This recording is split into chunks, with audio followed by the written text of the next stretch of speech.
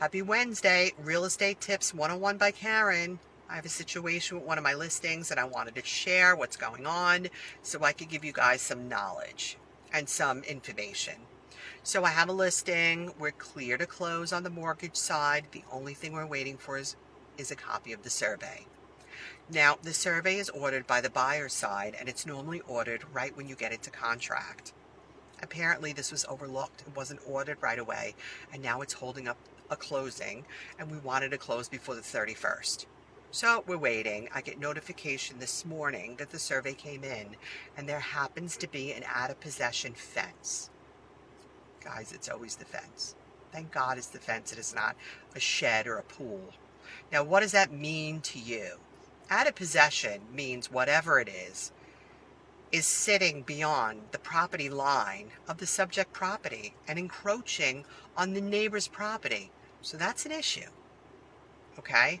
So normally how that would be handled, first and foremost, would be to get an affidavit signed and notarized by the neighbor that that's okay. So you'd have to knock on the neighbor's, not you, but normally us as agents, we would knock on the neighbor's door for you and ask the neighbor, advise them on how far this particular item is sitting on their property line. Like this fence happens to be 1.5 feet, which is kind of a lot, on their property.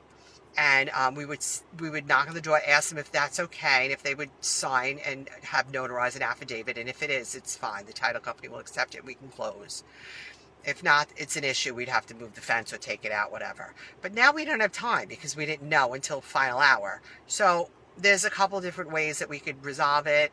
I spoke with my seller. We've decided that we'd offer the buyers 2 options. One is we could give them a monetary credit at closing, or 2, we could remove the fence ourselves, which I could have that done. I have contractors tomorrow. We could have it ripped out. This is like a chain link fence, so I'm sure the buyers are going to want to rip it out anyway, but did they want to tackle that right away? They might have not wanted to tackle that right away. So giving them like a credit, a monetary credit, allows them to, do that themselves.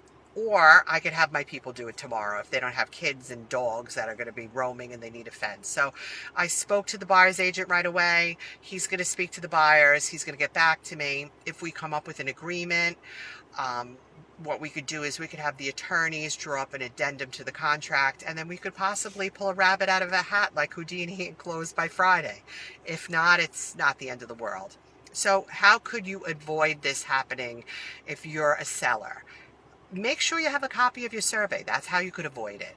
I mean, it is what it is, but if you know about it in advance, then you have time to rectify the situation, and then you're not scrambling at the final hour. That's it. That's my little pointer. All right? So I hope you found this useful. You have any questions about anything, feel free to reach out to me, Karen, your favorite redheaded realtor. Have a great day. Thanks for listening.